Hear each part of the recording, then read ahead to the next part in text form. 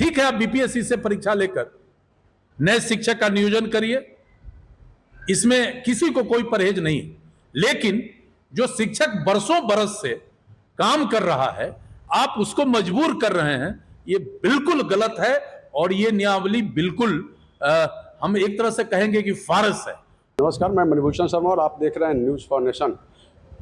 शिक्षक नियमावली में बदलाव को लेकर जहां एक तरफ अभ्यर्थियों में आक्रोश देखा जा रहा है, तो ऐसे में शिक्षा मंत्री चंद्रशेखर और कांग्रेस के प्रदेश अध्यक्ष अखिलेश प्रसाद सिंह का इस तरह का बयान आने से छात्रों में एक तरह से आक्रोश फिर साफ तौर पर नजर आने लगा है। ऐसे में हमारे साथ बिहार सरकार के पूर्व मंत्री अजीत कुमार है बात करने के लिए। हम उनसे जानना चाहते हैं कि क्या कुछ सर इस तरह का बयान शिक्षा मंत्री का आ रहा है। देखिए, सबसे पहले जो बिहार में शिक्षक नियोजन नियमावली जो नया सरकार के द्वारा बनाया गया है, वह पूरी तरह त्रुटिपूर्ण है।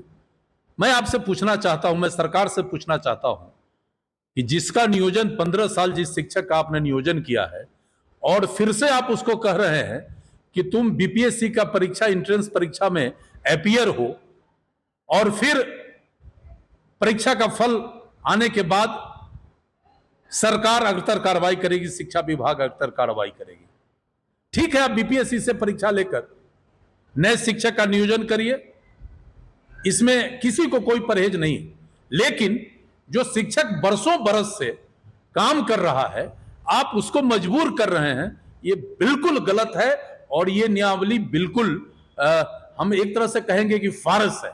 और आज हमारे माननीय शिक्षा मंत्री डॉक्टर चंद्रशेखर एवं भारतीय राष्ट्रीय कांग्रेस के वरिष्ठ नेता और बिहार के कांग्रेस के अध्यक्ष बड़े अनुभवी नेता भाई अखिलेश सिंह जी के द्वारा ये कहा जाना कि राष्ट्रीय स्तर पर इस परीक्षा का इसलिए हम लोगों ने आयोजन कराया है कि बिहार में मेधावी छात्रों का कमी है, ये बेहद दुखद बयान है।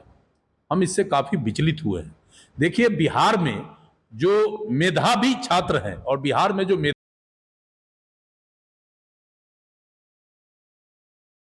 या देश स्तर पर कोई भी एंट्रेंस एग्जाम हो, बिहार का लड़का चढ़ के अपने मेधा को, अपने प्रतिभा को प्रदर्शित करता है देश दुनिया के सामने। आज लाखों के संख्या में BA, MA, PhD, doctorate, engineer किया लड़का रोजगार के लिए पूरे देश और देश ही नहीं विदेश में चक्कर काट रहा है। बिहार में रोजगार का अवसर सरकार पैदा नहीं कर रही है, जिसका परिणाम है कि बेरोजगारी चरम पर है। और ऐसे में सरकार के साझीदार दल और सरकार के मंत्री ऐसा बयान देकर ये कटे पर नौजवानों का नमक छिड़कने का काम कर रहे हैं।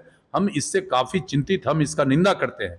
और सबसे बड़ी बात है कि बिहार में अब सरकार के सामने विकास का कोई एजेंडा नहीं है।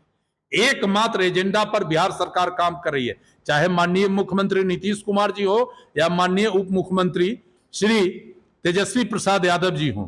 ये दोनों केवल प्रधानमंत्री कैसे तेजस्वी, ये मुख्यमंत्री आदरणीय नीतीश कुमार जी बने, कैसे आदरणीय नरेंद्र मोदी जो दुनिया में इस देश का नाम रोशन किया है, कैसे उनको पद से हटाया जाए, और तेजस्वी यादव जी कैसे बिहार का मुख्यमंत्री बने, इसी एजेंडा पर बिहार की सरकार काम कर रही है।